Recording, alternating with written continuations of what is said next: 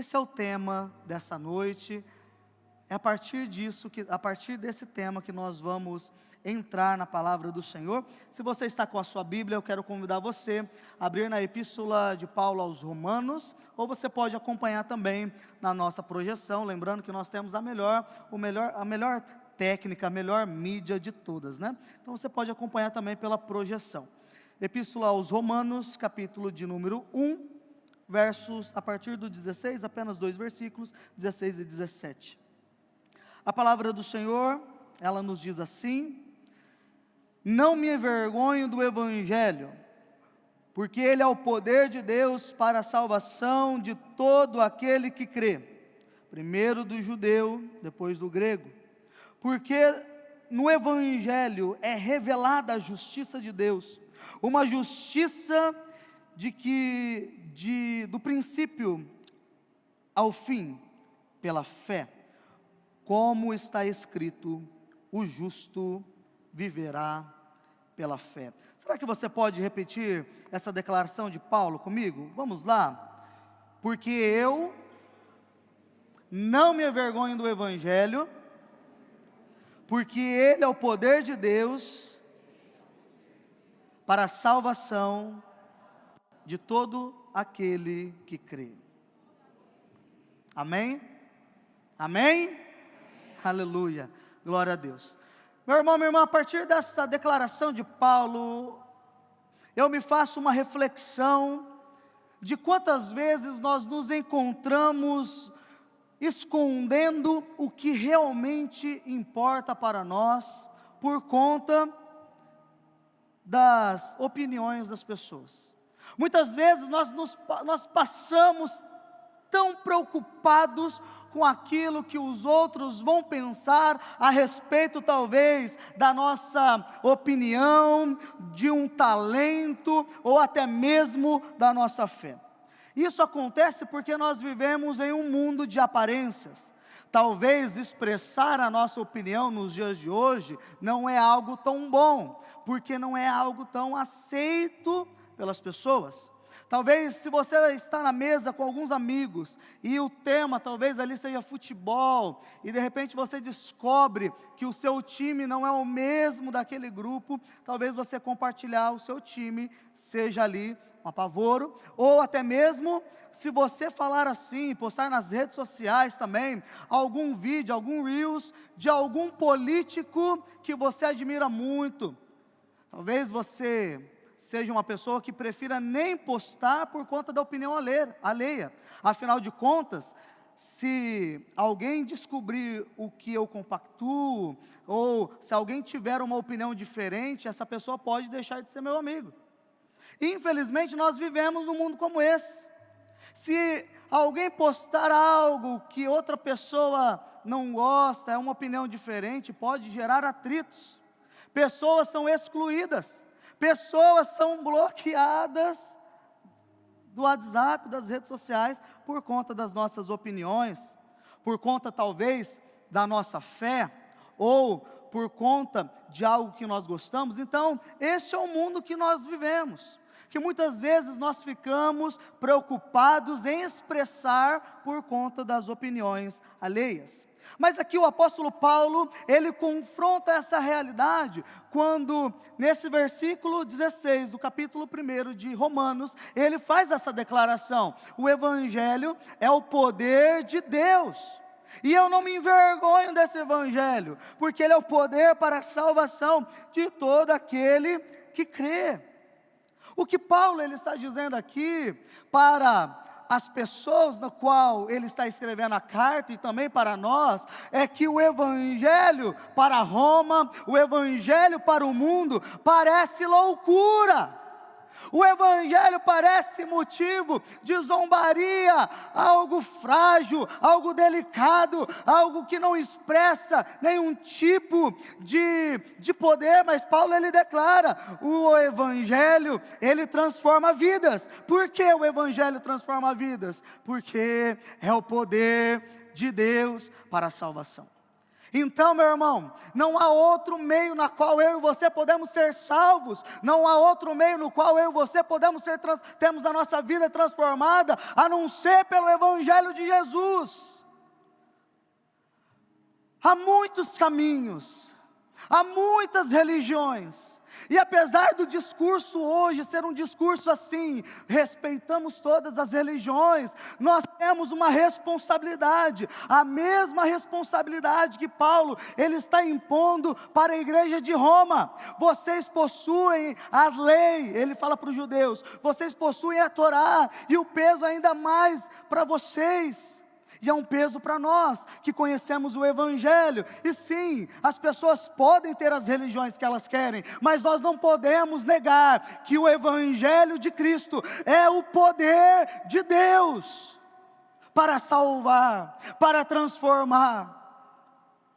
Infelizmente nós temos que viver num discurso no qual todos podem ter a sua religião, mas nesse discurso nós estamos dizendo para as pessoas: morra, vá para o inferno com a sua religião. Quando nós declaramos isso, nós estamos negligenciando o poder do Evangelho de Cristo. E o Evangelho, ele não é uma filosofia de autoajuda, ele não é um sistema de regras para eu melhorar a minha vida. O Evangelho, ele não é uma religião que nos obriga a sermos pessoas melhores. Então, com todo amor e carinho, eu falo para você, se alguém aqui nessa noite entrou nas portas dessa igreja para ouvir uma palestra, uma mensagem bonita que possa inflamar o seu ego, para você voltar para sua casa e viver uma vida de pecado, você entrou no lugar errado, porque nesse púlpito nós pregamos a palavra de Jesus, nós pregamos o Evangelho de Deus, nós pregamos uma mensagem que muda e que confronta as pessoas para uma mudança radical de vida. Quando Paulo, ele declara que o Evangelho é o poder de Deus, eu e você não podemos acreditar em ouvir uma mensagem e voltar para uma vida de pecado, uma vida onde nós vamos totalmente contra a palavra do Senhor. Não, esse Evangelho, ele precisa confrontar a minha vida, esse Evangelho, ele precisa confrontar o meu ser, ele precisa confrontar os meus hábitos, os meus pensamentos, ele precisa confrontar o meu modo de vida. A partir do Evangelho eu não posso voltar para a mesma vida de sempre. Neste lugar nós pregamos a Cristo, nós pregamos um Deus que se fez carne, por amor morreu, mas com poder ressuscitou. Esse é o Deus que nós celebramos, amém? Você crê nisso, amém? Aleluia, glória a Deus. Então vamos falar um pouquinho sobre o contexto. A epístola de Paulo aos Romanos é a obra mais longa do apóstolo Paulo. Lembrando que o apóstolo Paulo, ele era um rabino judeu, ele pertencia a um grupo dos fariseus, e ele era apaixonado, ele era devoto às leis de Moisés e às tradições de Israel. Em primeiro momento, Paulo, ele via Jesus e seus discípulos como uma ameaça para a religião judaica. No entanto, após o encontro pessoal com Jesus, Paulo, ele se entrega verdadeiramente para Jesus. Há um período de anos que Paulo, ele fica ali até ele exercer o ministério do apostolado. E Paulo, ele é enviado num contexto de um mundo não judeu para evangelizar. Um mundo no qual a Bíblia diz um mundo conhecido dos gentios. A igreja de Roma, ela já existia quando Paulo, ele se converte ao cristianismo. Provavelmente o grupo de judeus que fundaram a igreja ali eram aqueles que participaram da experiência de Pentecostes. Mas houve um tempo ali que a igreja estava estabelecida com os judeus, com os gentios. O imperador da época, Cláudio, ele expulsa os judeus de Roma, eles ficam ali um período, e após 5 anos, eles têm a oportunidade de voltar ali para Roma. E quando eles voltam para Roma, eles encontram uma igreja não tão judaica. Então você imagina um grupo de religiosos, tradicionais, seguindo as leis, os costumes da sua religião. Eles encontram uma igreja de gentios, que os costumes judaicos ali não estavam bem estabelecidos, então começa a ter ali umas divergências, então começa a ter uns questionamentos. Os gentios, eles têm que obedecer os sábados, eles precisam observar os sábados, eles precisam seguir as leis, eles precisam seguir os costumes alimentares, ou eles precisam ser circuncidados. Havia ali uma movimentação, e Paulo, ele escreve a carta aos Romanos com alguns objetivos. Um deles era unificar a igreja, acabar com as divisões, para que pudesse ser estabelecida ali uma base para que ele pudesse expandir a sua missão até a Espanha. E Paulo, ele apresenta aqui a mais completa explicação do Evangelho. Aqui em Romanos, ele fala da vida, da morte e da ressurreição de Jesus.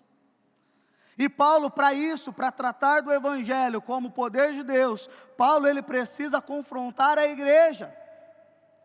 E aqui nós vemos Paulo nos conduzindo a uma análise profunda, mostrando que tanto os judeus quanto os gentios, eles estão presos no pecado, na idolatria, no egoísmo e a corrupção que consumia o seu coração, consumia o coração humano. E todas essas coisas afastam o homem do seu Deus. Então Paulo, ele conclui que todos pecaram e todos carecem da glória de Deus. Paulo, ele deixa claro que nenhum ali é justo, nenhum deles pode justificar a si mesmo, nem sendo judeus ou gentios. Mas há uma boa notícia de Paulo para este público: é a justiça de Deus que é manifestada em Jesus Cristo. E essa justiça, ela é estabelecida pela fé. E Paulo, ele também nos traz a resposta de Deus para a condição humana. E a resposta de Deus para nós ele enviou Jesus Cristo para morrer em nome de todos, com sacrifício pelos nossos pecados. Então Jesus, ele sofreu a consequência dos nossos pecados, ele venceu a morte através da ressurreição, e ele nos oferece uma nova vida. Então assim, Deus, ele justifica aqueles que têm fé em Jesus, e assim Deus declara estes como justos diante de Deus. E o que eu descubro no Evangelho, meu irmão, minha irmã, que o Evangelho de Cristo, ele não trata de o que eu posso fazer para agradar o meu Deus. Não. A partir do Evangelho, eu e você podemos imaginar, entender que o Evangelho não se trata do que eu posso fazer para encontrar os bons olhos de Deus virados para mim, mas é sobre o que Deus, ele fez por nós. A notícia do Evangelho, a boa notícia do Evangelho, é sobre o que Deus, ele fez por mim e por você. Ele que nos liberta do peso de estarmos perdidos pelo pecado. É através de Deus, é através de Jesus, que nós alcançamos a salvação. Não pelas nossas próprias forças, nem pelos nossos próprios métodos. Então Paulo, ele apresenta para nós os meios da justificação, o conceito da justificação. E Paulo, ele vai dizer que Abraão, ele foi considerado justo porque ele teve fé. Mas Abraão, ele foi considerado justo, ele creu, ele confiou em Jesus, em Deus, num período no qual não havia as leis. Mas aos olhos de Deus, Abraão foi tido como justo, porque pela fé em Jesus somos declarados justos.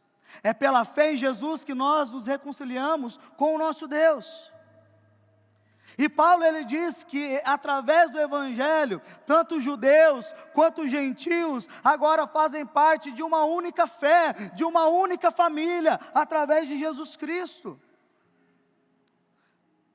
E nós temos um futuro, nós temos uma esperança, e a nossa esperança está na vida eterna, que dá forças para nós continuarmos a nossa caminhada aqui, sabendo que a nossa vida não termina aqui, mas tem algo posteriormente. Tem a vida eterna, a tão prometida pelo Senhor. O pai Abraão, ele confiou em Deus. Você e eu somos convidados pelo Senhor a também confiarmos na ação da graça, do sacrifício de Cristo, para que eu e você possamos ser salvos. Isso nos dá segurança. Meu irmão, não tem o que você possa fazer para você ser salvo. Você pode vender tudo que você tem, você pode dar aos pobres, você pode fazer caridades, você pode passar a sua vida inteira na igreja. Se você não reconhecer o sacrifício de Cristo, você não será salvo.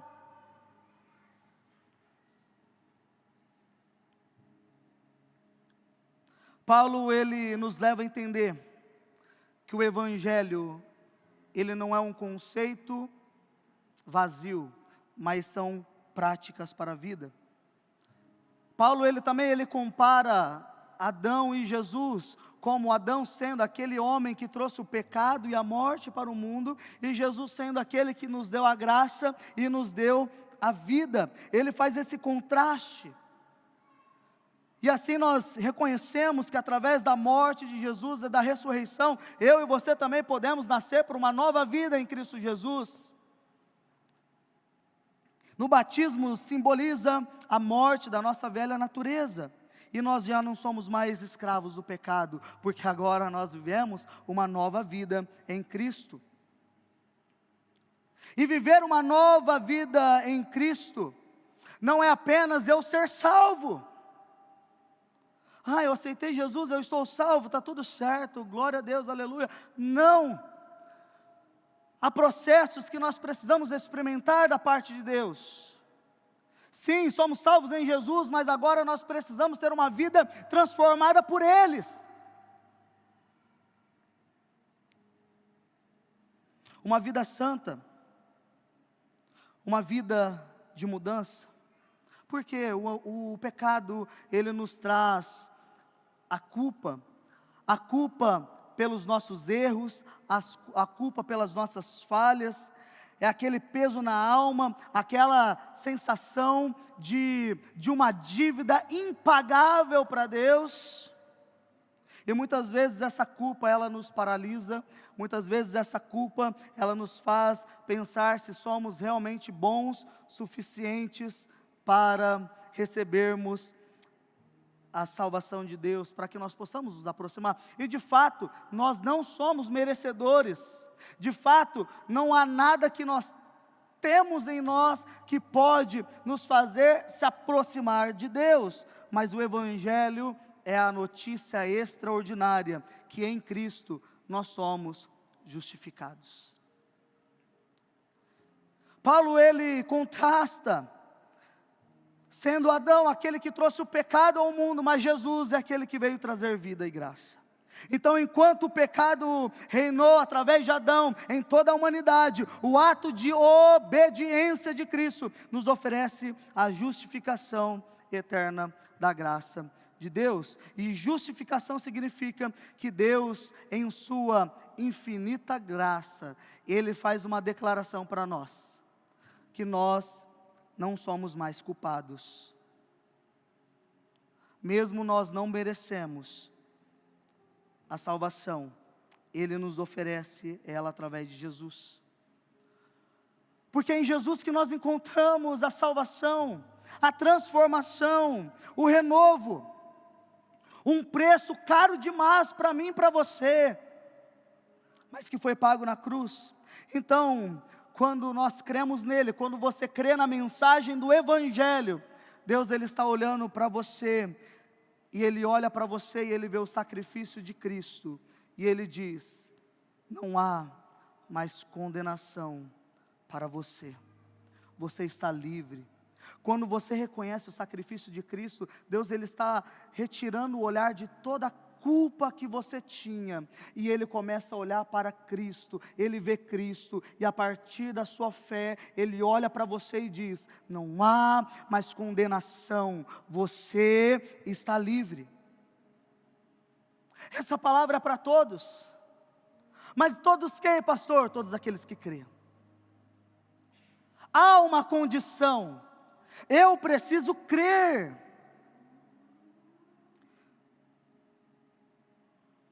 O que significa crer no poder do Evangelho?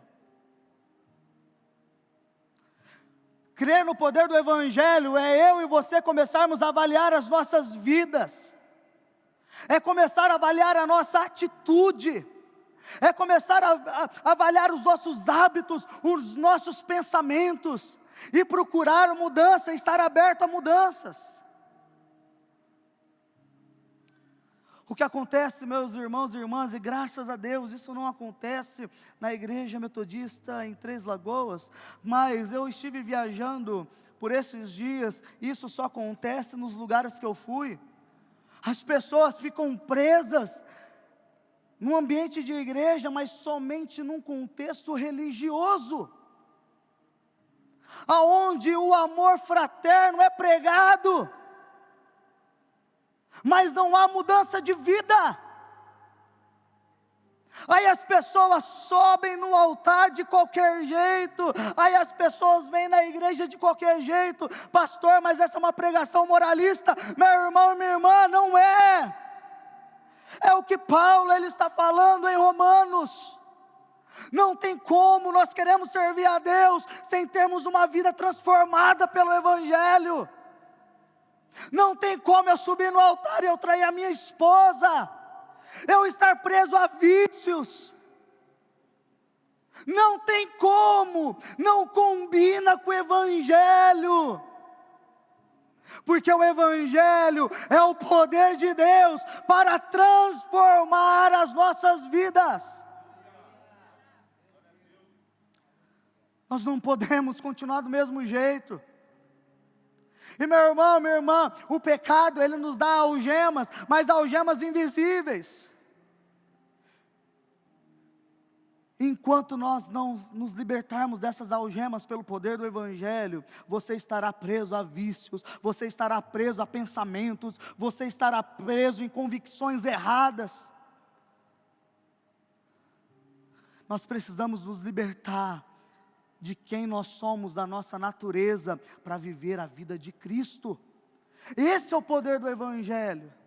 Paulo, ele está olhando para uma comunidade, que eles estão brigando por costumes religiosos, e muitas vezes nós estamos presos, inseridos em contextos iguais. Meu irmão, se costumes religiosos salvasse, nós não precisaríamos do sacrifício de Cristo. Os espíritas já teriam um caminho muito melhor do que os nossos, afinal, a base para eles é a caridade.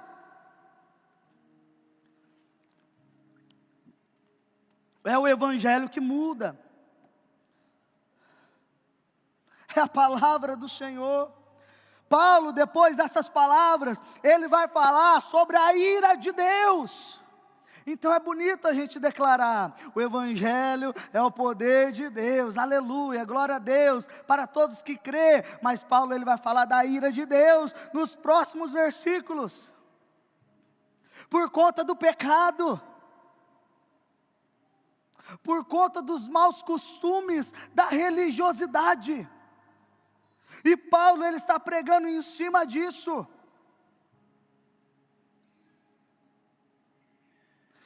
O que acontece é que muitas vezes as pessoas estão na igreja, servindo na igreja, cantando na igreja, pregando na igreja, servindo, fazendo tudo na igreja, e está preso nos seus velhos e maus hábitos. Ai, pastor, mas Deus ele é amor. Esses dias eu escutei isso. Fui lá para a minha cidade, eu escutei isso. Ah, mas fulano está no louvor. Ah, mas porque Deus é amor, todo mundo erra, pastor. Falei, não. Para a gente servir a Deus, a gente precisa abrir mão da nossa velha natureza. Pastor, você está querendo dizer que então a gente vai virar pessoas santas? Não, mas nós vamos caminhar para isso. Porque a justificação, ela nos salva, mas a justificação, ela também nos guia para um caminho de santificação. Pastor, o que é isso? Um caminho de santificação é você não estar mais preso ao poder do pecado sobre a sua vida. É preciso se libertar. É preciso pedir ajuda. O problema é que muitas vezes há pessoas presentes que estão presos, estão amarrados, não conseguem vencer porque estão sozinhos, mas a palavra de Deus para a sua vida é: você não precisa mais lutar sozinho, porque Cristo deu a sua vida em favor de você, e agora você pode lutar por Ele e com Ele.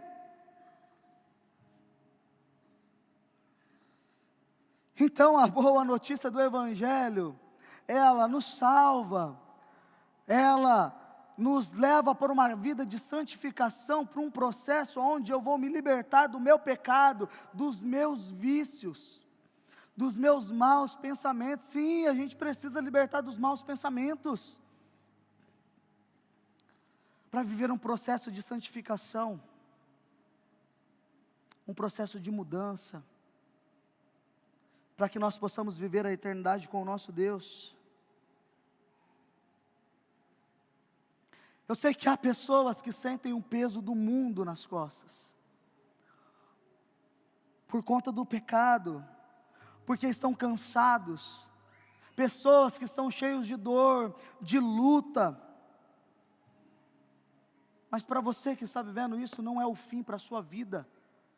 E o papel da igreja, meu irmão, minha irmã, não é de condenar. Eu não estou falando que nós temos que sair condenando as pessoas, não.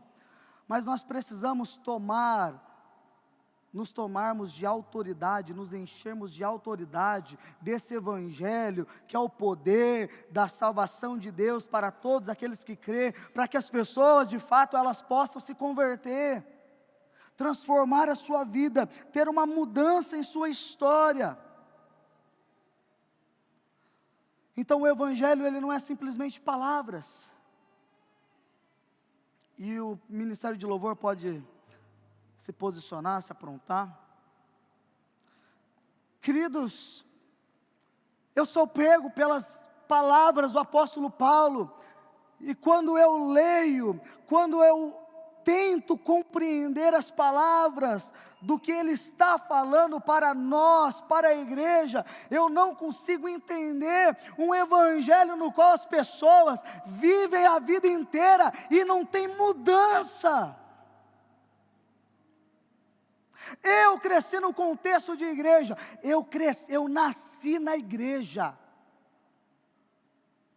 vim de uma tradição de família que cresceu na igreja, mas quando adolescente, por não conhecer verdadeiramente a palavra, fiz muitas coisas erradas dentro da igreja.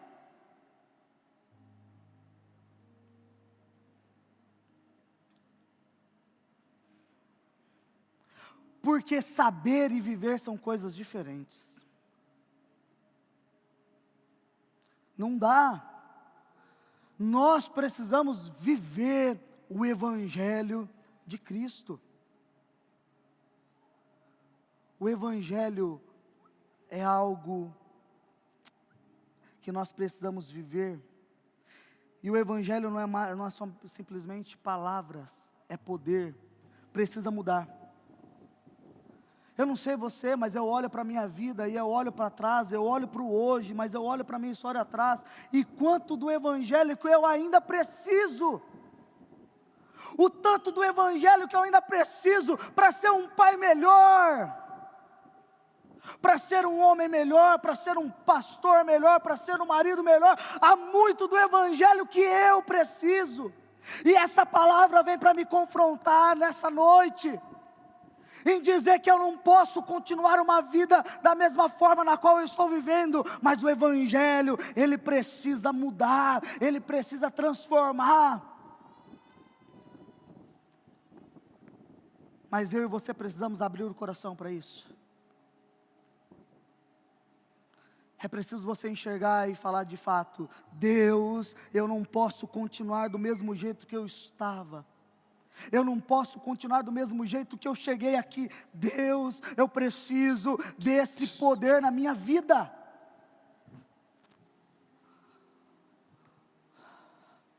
Quantos precisam ser libertos? Quantos que estão aprisionados nos dias de hoje precisa de um refrigério? E meu irmão, minha irmã, se você está assim, deixa eu te falar, o seu refrigério para uma vida de eternidade é Jesus, é Jesus, é Jesus. Por que nós precisamos de mudança?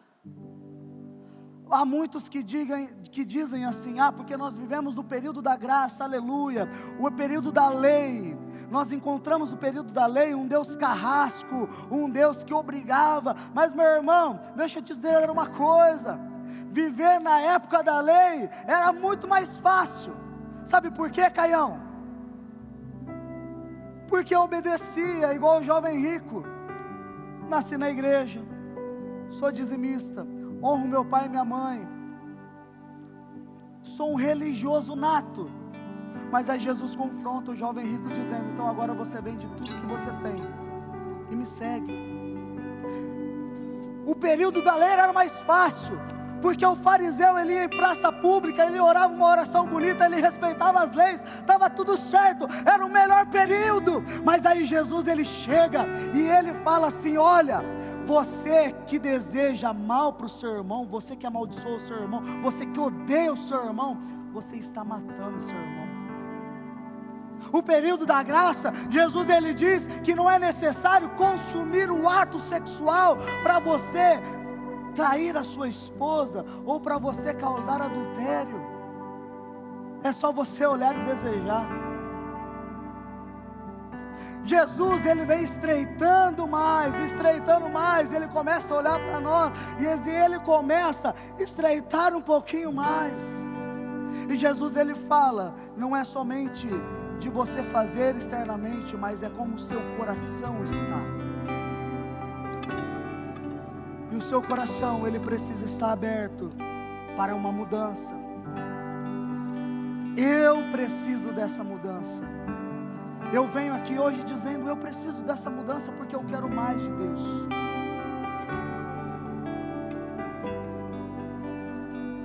Até quando nós vamos estar algemados e não desfrutar da graça de Deus nas nossas vidas? Porque, queridos, as situações que você vive, que não é o diabo, que não é nem Deus te provando, mas é o seu pecado, é o meu pecado, e nós precisamos nos arrepender.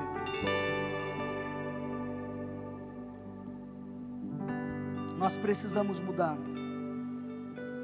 E como eu disse, essa palavra não é uma palavra moralista,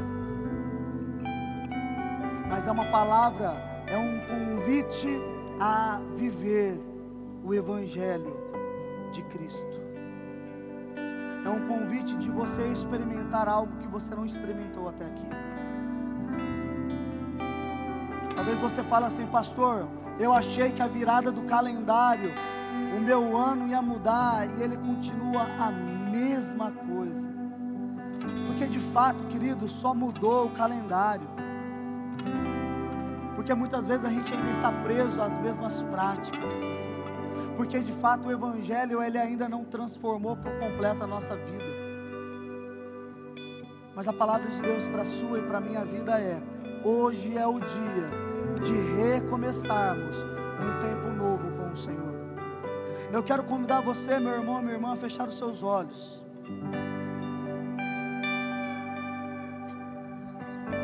E quando Deus, ele me deu essa palavra, eu orei muito a Ele, pedindo discernimento e amor.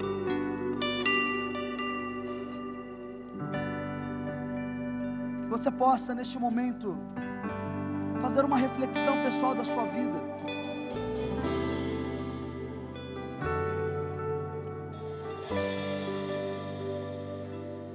Com a melodia Ele me encontrou, me cercou com uma canção que me libertou dos meus inimigos e dos meus medos, me salvou. Eu não sou mais escravo do medo, sou filho de Deus. Eu não sou mais escravo do medo, sou filho de Deus. Eu sou filho de Deus. Antes de nascer, escolhido fui, por meu nome me chamou. De novo nasci em sua família, e o seu sangue me comprou. Eu não sou mais escravo do medo, eu sou filho de Deus. Eu não sou mais escravo do medo, sou filho de Deus. Preste atenção. Nas boas notícias do Evangelho, Deus, Ele não olha para mim ou para você como escravos, como servos, mas Deus, Ele olha para nós como seus filhos e filhas. A boa notícia da graça para nós, para o mundo, é que aquele que crê pela fé é justificado para uma nova vida. Para uma nova vida. Deus, Ele não busca por escravos, por servos, mas Deus, Ele nos convida como filhos a entrar na sua presença, a experimentar o que só um filho, uma filha pode experimentar na casa do Pai. Hoje é noite de cadeias serem quebradas, dessas amarras invisíveis do pecado, elas caírem dos seus braços, dos seus tornozelos, ou até mesmo você que sente uma corda no seu pescoço, por conta dos seus hábitos, daquilo que você faz, mas Cristo hoje, Ele quer tirar essa corda de você. Cristo hoje, Ele quer te tornar livre, Ele quer te tornar filho. Por isso, levante-se, fique em pé neste momento. Eu quero convidar você com toda a fé, como a fé de Abraão, como Paulo, ele diz, como ele usa como exemplo, a fé de alguém que confiou em Deus, a fé de alguém que confiou em Deus, e que agora vive com uma história contada como pai de muitas nações, alguém que foi abençoado pelo Senhor, por conta da sua fé. Como o versículo de número 17 diz, porque no Evangelho a justiça de Deus é revelada, uma justiça do princípio ao fim pela fé, porque como foi escrito, o justo viverá pela fé. Sim, meu irmão, Deus é um Deus de amor, mas é um Deus de justiça. Mas a boa notícia para mim e para você, que a justiça de Deus foi aplicada em Jesus Cristo, e não há mais condenação para aqueles que querem aceitar a Jesus Cristo. Não há mais condenação. A ira de Deus, ela foi aplicada quando Jesus, ele foi entregue na cruz. E agora eu e você podemos experimentarmos da graça e dizermos: não sou mais escravo do meu pecado, eu não sou mais escravo dos meus maus hábitos, eu não sou mais escravo dos meus pensamentos, dos meus vícios, não. Eu agora sou filho de Deus. Quantos aqui nesta noite podem declarar isso? Eu não sou filho mais de Deus. escravo Declare do nessa medo. Eu sou filho de Deus. Eu não sou mais escravo do medo. Eu sou filho de Deus.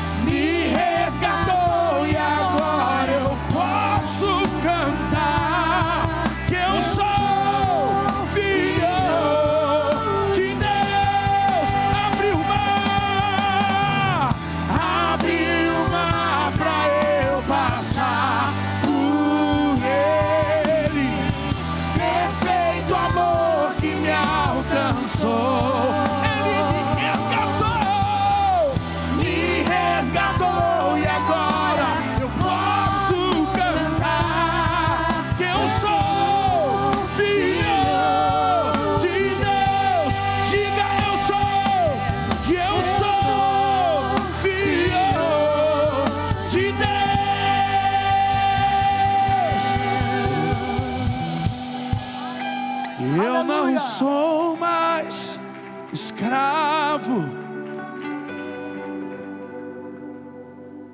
Eu sou.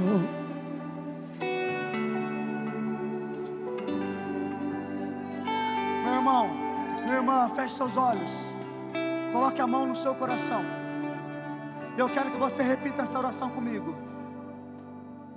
Senhor Deus, nessa noite, a partir da sua palavra, do Evangelho, que é poder para a salvação, para a transformação, eu creio, e nessa noite, eu declaro com fé, que eu não sou mais escravo, eu não sou mais escravo, fale com fé, eu não sou mais escravo, eu não sou mais escravo do meu pecado, eu não sou mais escravo do medo, eu não sou mais escravo dos vícios, eu não sou mais escravo dos meus pensamentos, mas eu quero declarar, fale, eu quero declarar, no nome de Jesus, que eu sou